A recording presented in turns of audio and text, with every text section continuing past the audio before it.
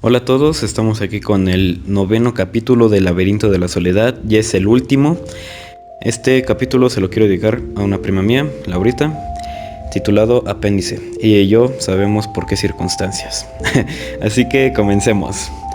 Apéndice, la dialéctica de la soledad. La soledad, el sentirse y el saberse solo, desprendido del mundo y ajeno a sí mismo, separado de sí, no es característica exclusiva del mexicano. Todos los hombres en algún momento de su vida se sienten solos, y más, todos los hombres están solos. Vivir es separarnos de lo que fuimos para internarnos en el que vamos a ser. Futuro extraño siempre. La soledad es el fondo último de la condición humana. El hombre es el único ser que se siente solo y el único que es búsqueda de otro. Su naturaleza, si se puede hablar de naturaleza al referirse al hombre, el ser que precisamente se ha inventado a sí mismo al decirle no a la naturaleza, consiste en un aspirar a realizarse en el otro. El hombre es nostalgia y búsqueda de comunión.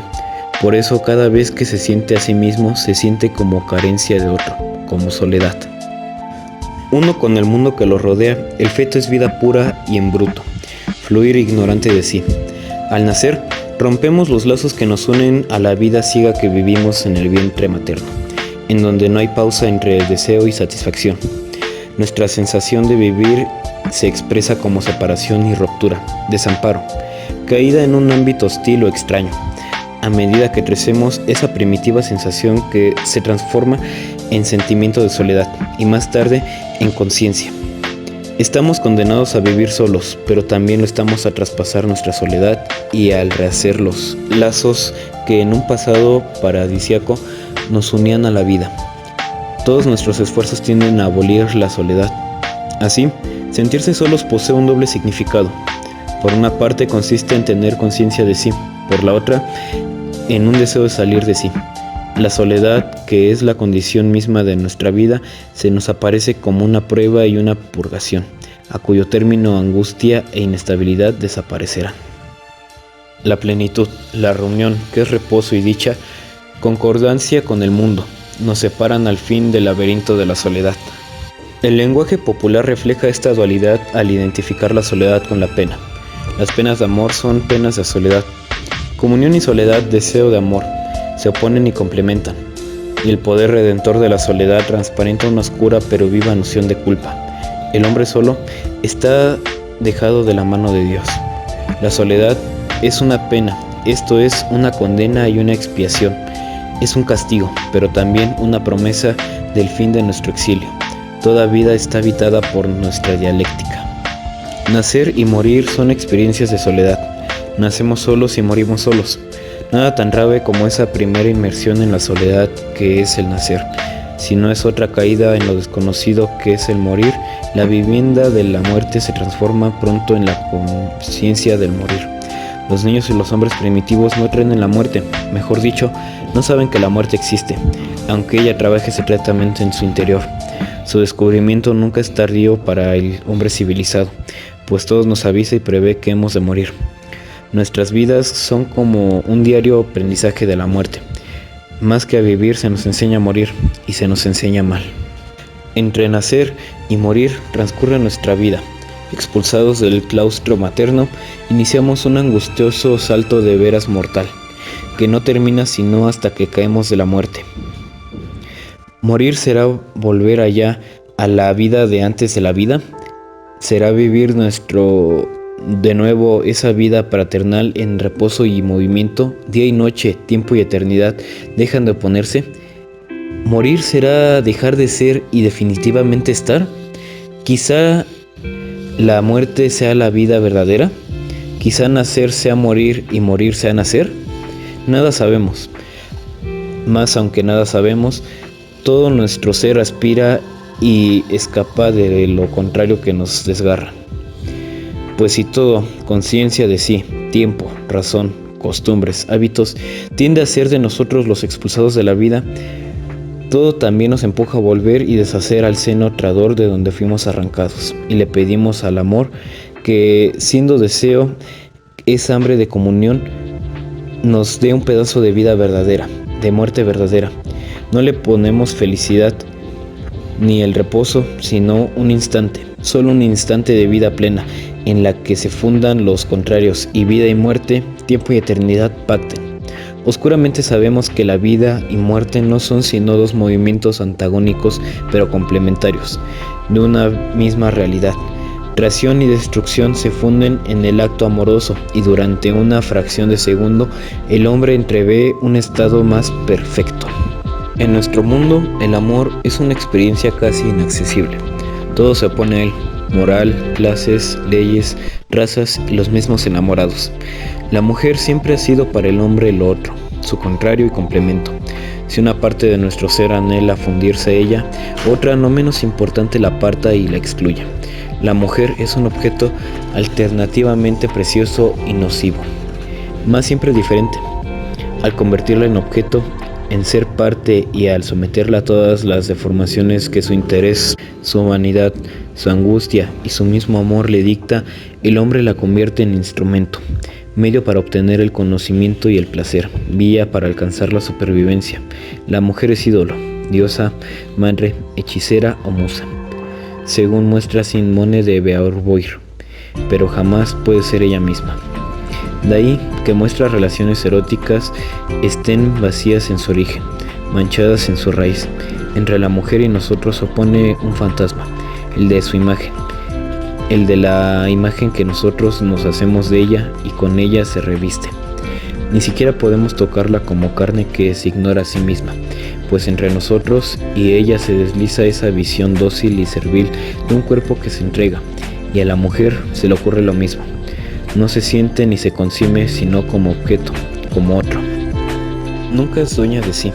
Su ser se incide entre lo que realmente es y la imagen que ella hace de sí. Una imagen que se ha sido dictada por la familia, clase, escuela, amigas, religión y amante. Su feminidad jamás se expresa, porque se manifiesta a través de formas inventadas por el hombre. El amor no es un acto natural, es algo humano, y por definición lo más humano, es decir, una atracción, algo que nosotros hemos hecho y que se da en la naturaleza. Algo que hemos hecho, que hacemos todos los días y que todos los días deshacemos. No son estos los únicos obstáculos que se interponen entre el amor y nosotros. El amor es elección, libre elección acaso de nuestra fatalidad, súbito descubrimiento de la parte más secreta y fatal de nuestro ser. Pero la elección amorosa es imposible en nuestra sociedad. Ya Breton decía en uno de sus libros más hermosos, El loco amor, que dos prohibiciones impedían. Desde su nacimiento, la elección amorosa, la interdicción social y la idea cristiana del pecado. Para realizarse, el amor necesitaba quebrantar la ley del mundo. En nuestro tiempo, el amor es escándalo y desorden, transgresión, el de dos astros que rompen la fatalidad de sus órbitas y que se encuentran en la mitad del espacio. La concepción romántica del amor, que implica ruptura y catástrofe, es la única que conocemos, porque todo en la sociedad impide que el amor sea libre elección. La mujer vive presa en la imagen que la sociedad masculina le impone.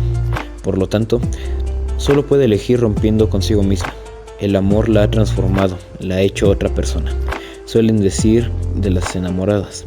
Y es verdad, el amor hace otra a la mujer. Pues si se atreve a amar, a elegir, si se atreve a ser ella misma, debe romper esa imagen con la que el mundo encarcela su ser. El hombre tampoco puede elegir. El círculo de sus posibilidades es muy reducido.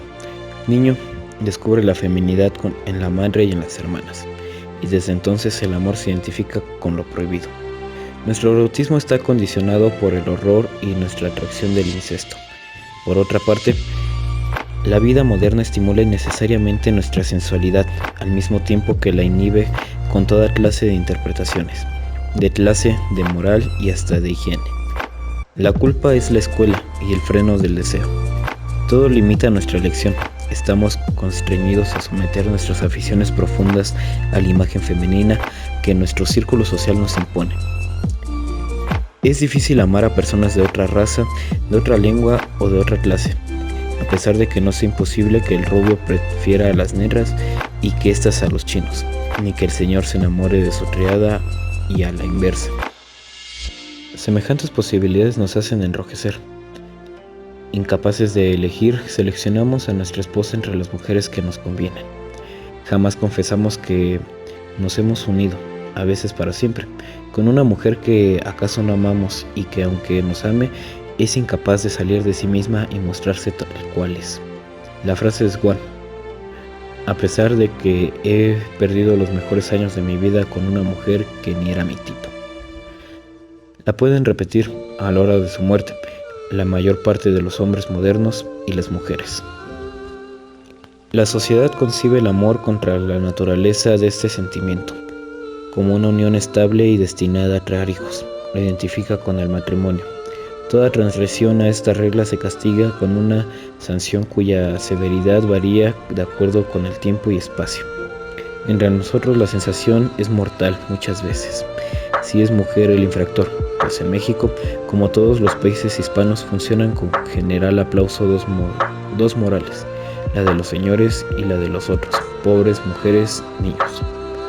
La protección impartida al matrimonio podría justificarse si la sociedad permitiese de verdad la elección, puesto que no lo hace.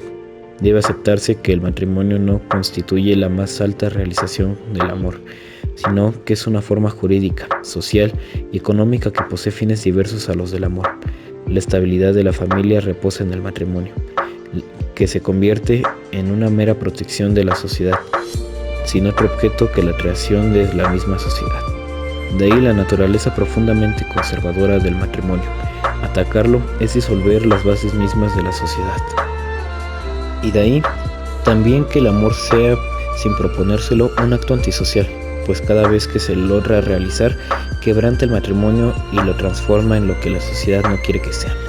La revelación de dos soledades que traen por sí mismas un mundo que rompe la mentira social. Suprime tiempo y trabajo y se declara autosuficiente. No es extraño, así que la poesía, su testimonio, y los arroja a la clandestinidad, a las fueras, un mundo turbio y confuso de lo prohibido, lo ridículo y lo normal. Y tampoco es extraño que el amor y poesía estallen en formas extrañas y puras. Un escándalo, un crimen, un poema.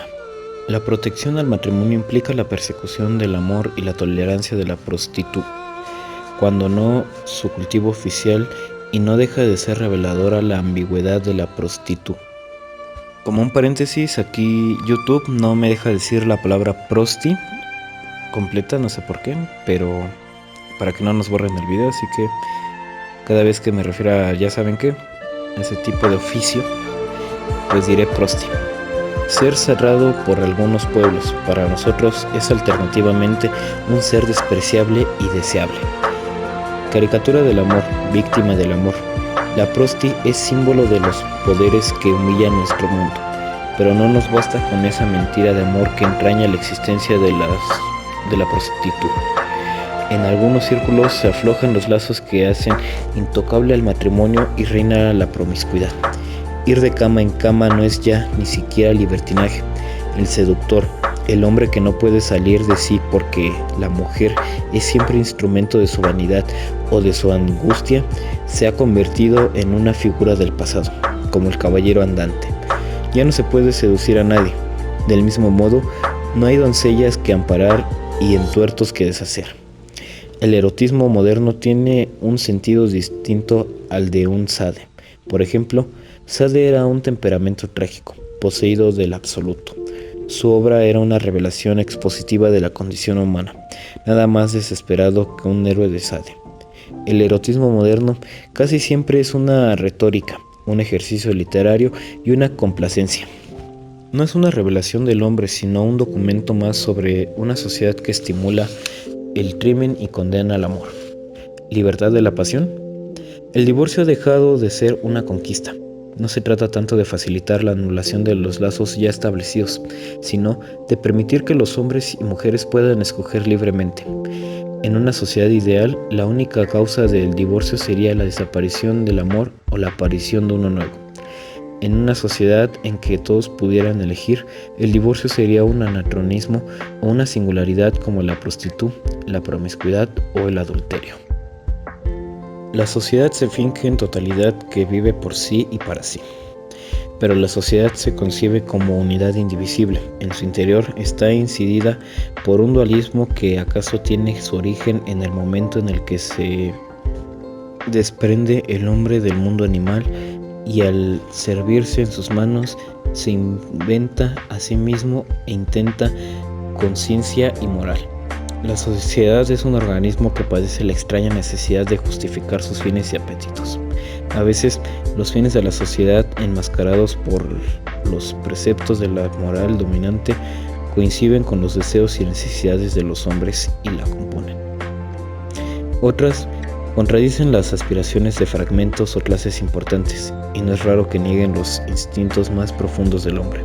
Cuando esto último ocurre, la sociedad vive una época de crisis, estalla o se estanca.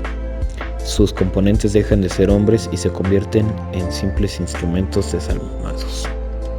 El dualismo inherente a toda sociedad y que toda sociedad aspira a resolver transformándose en comunidad se expresa en nuestro tiempo de muchas maneras: lo bueno y lo malo, lo permitido y lo prohibido, lo ideal y lo real, lo racional y lo irracional, lo bello y lo feo, el sueño y la vigía, los pobres y los ricos, los burgueses y los proletarios, la inocencia y la conciencia, la imaginación y el pensamiento.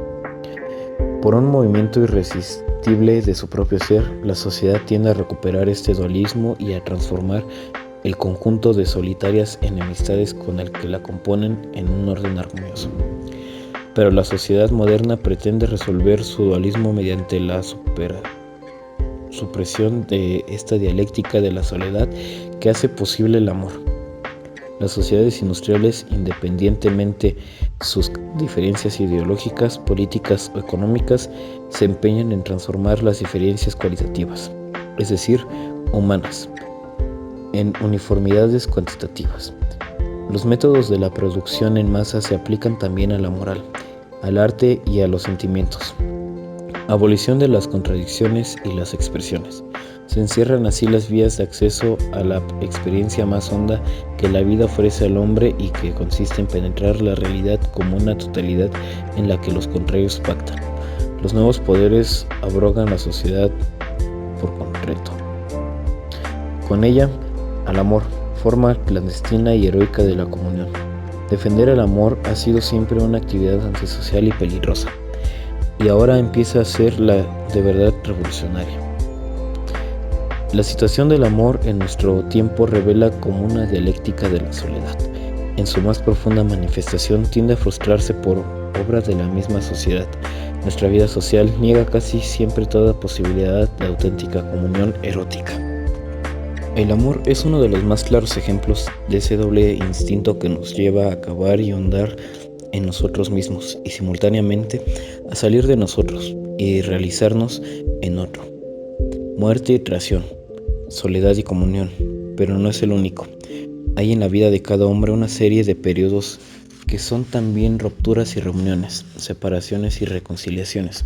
Cada una de estas etapas es una tentativa por trascender nuestra soledad, seguida por inmersiones en ambientes extraños. El niño se enfrenta a una realidad irreductible a su ser y cuyos estímulos no responde al principio sino con llanto o silencio. Roto el cordón que lo unía a la vida, trata de recrearlo por medio de la afectividad y el juego. Inicia así un diálogo que no termina sino hasta que reside el monólogo de su muerte. Pero sus relaciones con el exterior no son ya pasivas, como en la vida fraternal, pues el mundo le exige una respuesta. La realidad debe de ser poblada por sus actos. Gracias al juego y a su imaginación, la naturaleza inerte de los adultos, una silla, un libro, un objeto cualquiera, adquiere de pronto vida propia, por la virtud mágica del lenguaje o del gesto, del símbolo o del acto. El niño crea un mundo viviente en el que los objetos son capaces de responder a sus preguntas. El lenguaje desnudo de sus significaciones intelectuales deja de ser un conjunto de signos y vuelve a ser un delicado organismo de imaginación mágica. No hay distancia entre el hombre y la cosa, y pronunciar una palabra es poner en movimiento a la realidad que designa. La representación equivale a una verdadera producción del objeto, del mismo modo que para el primitivo La escultura no es una representación, sino un doble del objeto presentado. Hablar vuelve a ser una virtud creadora de realidades. Esto es una actividad poética. El niño, por virtud de la magia, crea un mundo a su imagen y resuelve a su soledad. Vuelve a ser uno con su ambiente. El conflicto renace cuando el niño deja de creer en el poder de sus palabras o de sus gestos. La conciencia principia como desconfianza en la eficacia mágica de nuestros instrumentos. La adolescencia es ruptura con el mundo infantil y momentos de pausa ante el universo de los adultos. Spranger señala que la soledad como nota distintiva de la adolescencia. Narciso, el solitario, es la misma imagen del adolescente. En este periodo, el hombre adquiere por primera vez conciencia de su singularidad, pero la dialéctica de los sentimientos interviene nuevamente. En tanto que extrema conciencia de sí, la adolescencia no puede ser superada sino como olvido de sí, como entrega. Por eso, la adolescencia no es solo la edad de la soledad, sino también la época de los grandes amores, del heroísmo, del sacrificio. Con razón, el pueblo imagina al héroe y al amante como figuras adolescentes. La visión del adolescente como un solitario, encerrado en sí mismo, devorado por el deseo o la timidez, se resuelve casi siempre en la bandada de los jóvenes que bailan, cantan o marchan en grupo, o en la pareja paseando bajo el arco verdor de la calzada. El adolescente se abre al mundo, al amor, a la acción, a la amistad, al deporte, al heroísmo.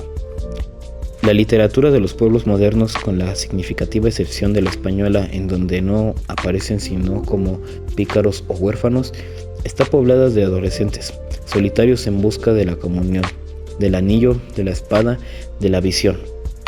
La adolescencia es una vela de armas de la que se sale al mundo de los hechos.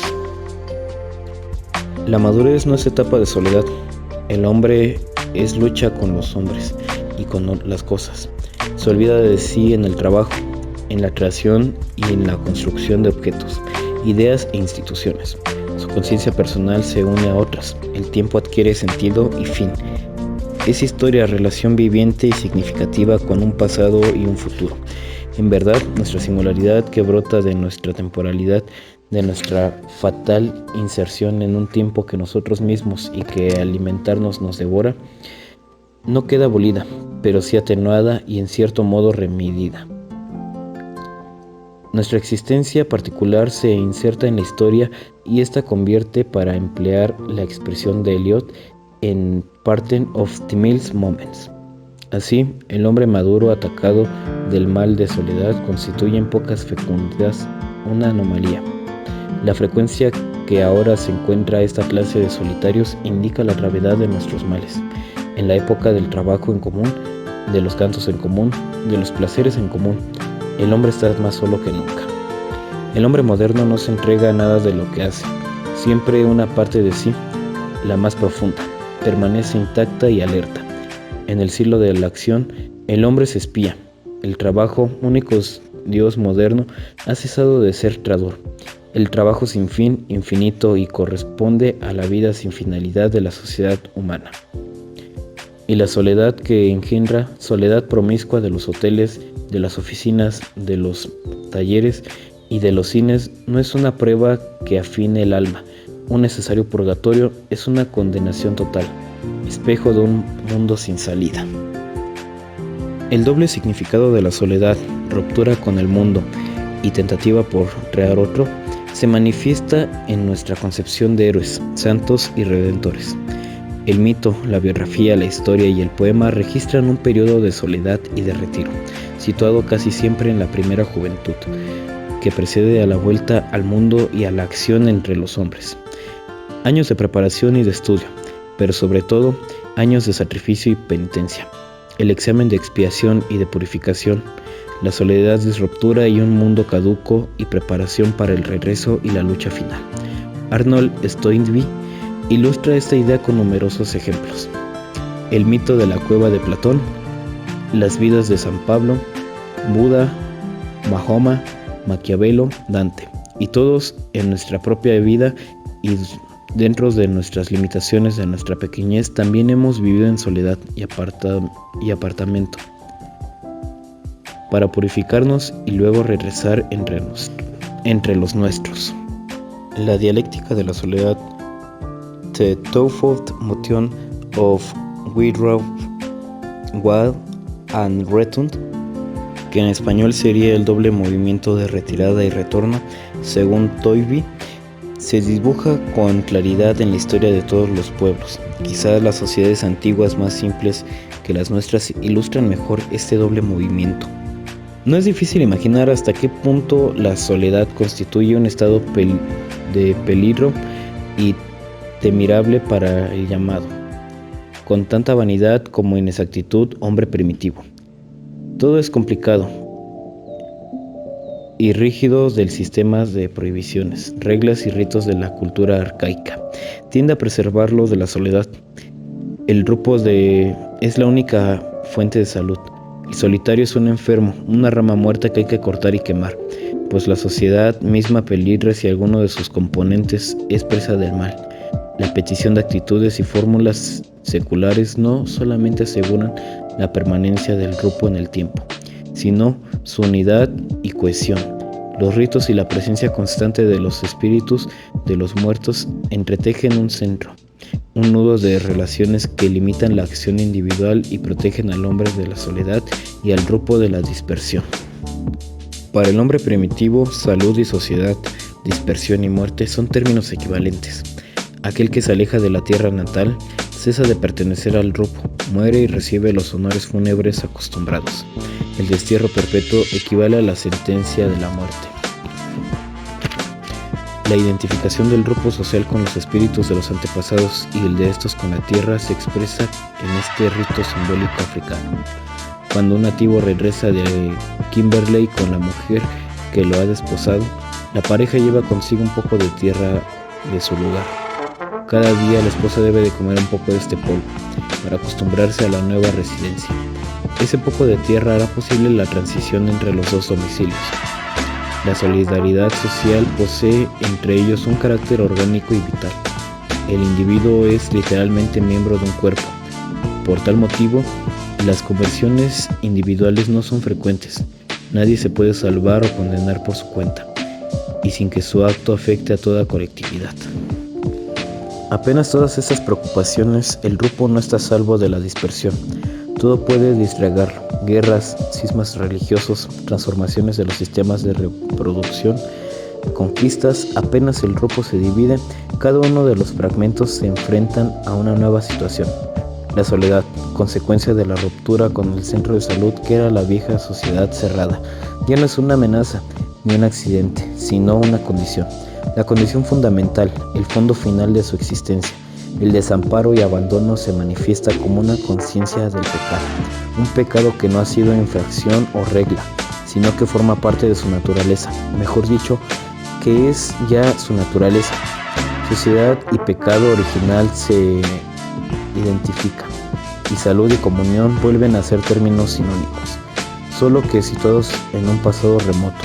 Constituyen la edad de oro, reino vivido antes de la historia, y al que quizás se pueda acceder si rompemos la cárcel del tiempo. Nace así con la conciencia del pecado la necesidad de la redención, y esta engendra al Redentor. Surgen una nueva mitología y una nueva religión. A diferencia de la antigua, la nueva sociedad es abierta y fluida, pues está constituida por desterrados. Ya el solo nacimiento dentro del grupo no otorga al hombre su filiación. Es un don de lo alto y debe merecerlo. La plegaria crece a expensas de la fórmula mágica y los ritos de iniciación acentúan su carácter purificador. Con la idea de redención surgen la especulación religiosa, la ascética, la teología y la mística. El sacrificio y la comunión dejan de ser un festín totémico, si es que alguna vez lo fue realmente, y se convierten en la vida del ingreso de la nueva sociedad. Un Dios, casi siempre un Dios Hijo, un ascendiente de las antiguas divinidades creadoras, muere y resucita periódicamente.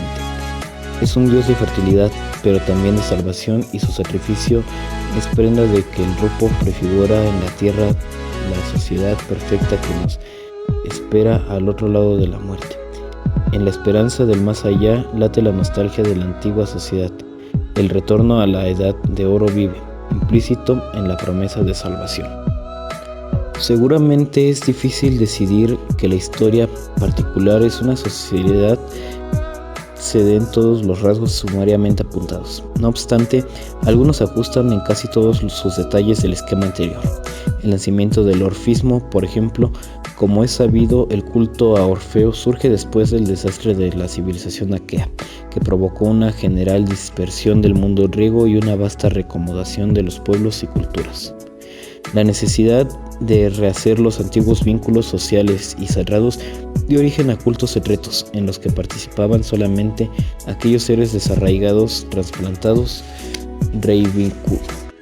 revitlutianos artificialmente y que soñaban con construir una organización de la que no pudieran separarse.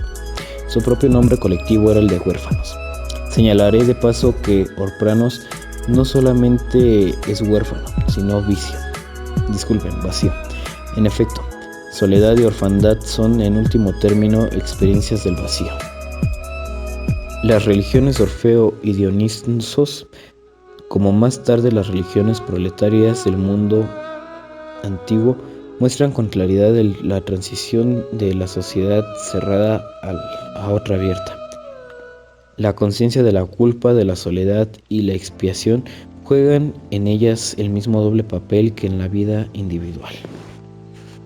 El sentimiento de soledad, nostalgia de un cuerpo del que fuimos arrancados, es nostalgia de espacio, según una concepción muy antigua y que se encuentra en casi todos los pueblos. Ese espacio no es otro que el centro del mundo, el ombligo del universo. A veces el paraíso se identifica con este sitio y ambos con el lugar de origen mítico real del grupo. Entre los aztecas, los muertos regresaban a Mictlán, lugar situado al norte, de donde habían emigrado.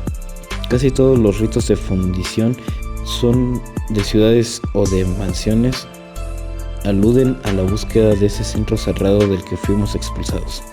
Los grandes santuarios, Roma, Jerusalén, la Meca, se encuentran en el centro del mundo o lo simbolizan y prefiguran. Las peregrinaciones a esos santuarios son repeticiones rituales de las que cada pueblo ha hecho en un pasado mítico, antes de establecerse en la tierra prometida. La costumbre de dar vuelta a la casa o a la ciudad antes de atravesar sus puertas tiene el mismo origen. El mito del laberinto se inserta en este grupo de creencias.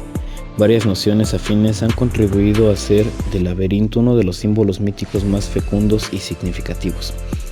La existencia en el centro del recinto sagrado de un talismán o de un objeto cualquiera capaz de devolver la salud o libertad al pueblo, la presencia de un héroe o de un santo quien, tras la penitencia y los ritos de expiación que casi siempre entrañan un periodo de aislamiento, penetra en el laberinto o palacio encantado. El regreso ya va a fundar la ciudad o ya va a salvar o redimirla. Si en el mito del Perseo los elementos místicos apenas son visibles, en el del santo grial el ascetismo y la mística se alian. El pecado que produce la esterilidad en la tierra y el cuerpo mismo son los súbditos del rey pescador. Los ritos de purificación, el combate espiritual y finalmente la gracia, esto es la comunión. No solo hemos sido expulsados del centro del mundo, estamos condenados a buscarlo por selvas, desiertos o por los vericuetos y subterráneos del laberinto. Hubo un tiempo en el que el tiempo no era sucesión y tránsito, sino manar continuo de un presente fijo, en el que estaban contenidos todos los tiempos, el pasado y el futuro. El hombre desprendido de esa eternidad en la que todos los tiempos son uno, ha caído en el tiempo cronométrico que han convertido en prisionero del reloj, del calendario y de la sucesión, pues apenas el tiempo se divide en ayer, hoy y mañana, en horas, minutos y segundos. El hombre cesa de ser uno con el tiempo, cesa de coincidir en el fluido de la realidad. Cuando digo en este instante, ya pasó el instante. La medición espacial del tiempo separa al hombre de la realidad, que es un continuo presente, y hace fantasmas a todas las presentes en el que la realidad se manifiesta, señala Bergson. Si se reflexiona sobre el carácter de estas dos supuestas nociones, se advierte que el tiempo cronométrico es una sucesión homogénea y vacía de toda particularidad. Igual así mismo, siempre desdeñoso del placer o del dolor, solo transcurre. El tiempo mítico, al contrario, no es una sucesión homogénea de cantidades iguales, sino que se halla impregnado de todas las particularidades de nuestra vida. Es largo como una eternidad o breve como un soplo, nefasto o propicio, fecundido o estéril. Esta noción admite la existencia de la pluralidad de tiempos. Tiempo y vida se funden y forman un solo bloque, una unidad imposible de escindir. Para los aztecas el tiempo estaba ligado al espacio y cada día a uno de los puntos cardinales. Otro tanto puede decirse de cualquier calendario religioso. La fiesta es algo más que una fecha o un aniversario. No celebra, sino produce un suceso. Abre en dos al tiempo cronométrico para que, por espacio de unas breves horas inconmensurables, el presente eterno se reinstale. La fiesta vuelve al creador al tiempo. La repetición se vuelve concepción. El tiempo engendra. La edad de oro regresa. Ahora y aquí, cada vez que el sacerdote oficia el misterio de la Santa Misa, desciende efectivamente Cristo, se da a los hombres y salva al mundo. Los verdaderos creyentes son, como quería Kierkegaard, contemporáneos de Jesús, y no solamente en la fiesta religiosa o en el mito irrumpe un presente que disuelve la vana sucesión. También el amor y la poesía nos revelan, fugaz con este tiempo original, más tiempo no es más eternidad, dice Juan Ramón Jiménez, refiriéndose a la eternidad del instante poético. Sin duda, la concepción del tiempo como presente fijo y actual pura es más antigua que la del tiempo cronométrico, que no es una aprehensión inmediata del fluir de la realidad, sino una racionalización del transcurrir. La dicotomía anterior se expresa en la oposición entre historia y mito, o historia y poesía. El tiempo del mito, como el de la fiesta religiosa o el de los cuentos infantiles, no tiene fechas. Digamos, hubo una vez, o en la época en la que los animales hablaban, o en el principio, y ese principio no es un año tal ni un día tal. Contiene todos los principios y nos introduce en el tiempo vivo, en donde de veras todo principia todos los instantes, por virtud del rito que realiza y produce el relato mítico, de la poesía y del cuento de hadas. El hombre accede a un mundo en donde los contrarios se funden. Todos los rituales tienen la propiedad de acaecer en el ahora, en este instante. Cada poema que leemos es una reacción, quiero decir, una ceremonia ritual, una fiesta. El teatro y la épica son también fiestas, ceremonias. En la representación teatral como en la recitación poética, el tiempo ordinario deja de fluir, cede el sitio al tiempo original. Gracias a la participación, ese tiempo mítico, original, padre de todos los tiempos que enmascara a la realidad, coincide en nuestro tiempo interior, subjetivo. El hombre prisionero de la sucesión rompe su invisible cárcel de tiempo y accede al tiempo vivo. La subjetividad se identifica al fin con el tiempo exterior, porque éste ha dejado de ser medición espacial y se ha convertido en el manantial, un presente puro que recrea sin cesar. Por obra del mito y de la fiesta, secular o religiosa, el hombre rompe en la soledad y vuelve a ser uno con la creación. Y así el mito, disfrazado, oculto, escondido, reaparece en casi todos los actos de nuestra vida e interviene decisivamente en nuestra historia. Nos abre las puertas de la comunión. El hombre contemporáneo ha racionalizado los mitos, pero no ha podido destruirlos. Muchas de nuestras verdades científicas, como la mayor parte de nuestras concepciones morales, políticas y filosóficas, solo son nuevas expresiones de tendencias que antes encarnaban en formas míticas. El lenguaje racional de nuestro tiempo encubre apenas a los antiguos mitos. La utopía, y especialmente las modernas utopias políticas, expresan con violencia concentrada, a pesar de los esquemas racionales que las enmascaran, esa tendencia que lleva a toda sociedad a imaginar una edad de oro de la que el grupo social fue arrancado y a la que volverán los hombres de días a días. Las fiestas modernas, reuniones políticas, desfiles, manifestaciones y demás actos rituales prefiguran al advenimiento de ese día de redención. Todos esperan que la sociedad vuelva a su libertad original y los hombres a su primitiva pureza. Hasta entonces la historia cesará. El tiempo, la duda, la elección forzará entre lo bueno y lo malo, entre lo injusto y lo injusto, entre lo real y lo imaginario, dejará de triturarnos.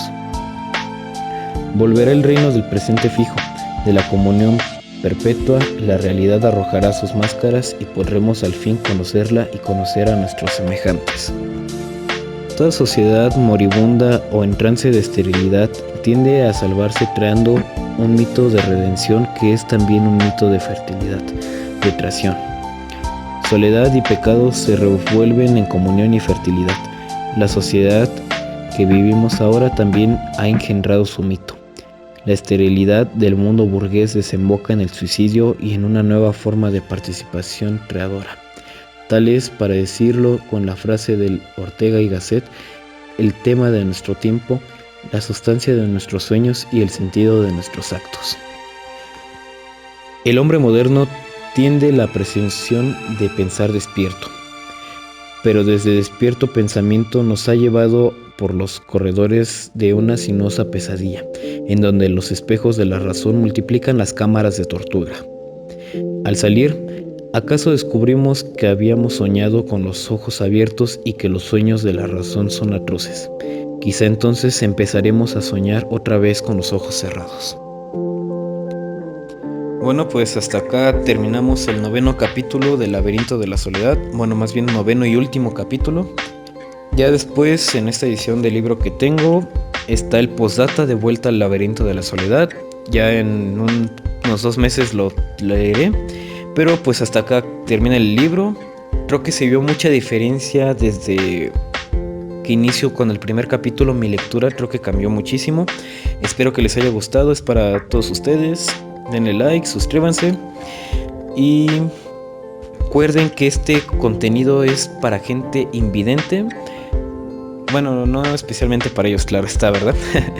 Pero recuerden que si conocen a alguien que disfrute de audiolibros y además aún si es invidente, reproduzcanle estos audiolibros para alegrarles el día. A lo mejor en unas 2 o una semana subiré ya el audiolibro completo para que no lo estén viendo o reproduciendo por capítulos. Espero que les haya gustado y creo que ya dije eso, pero bueno, chao.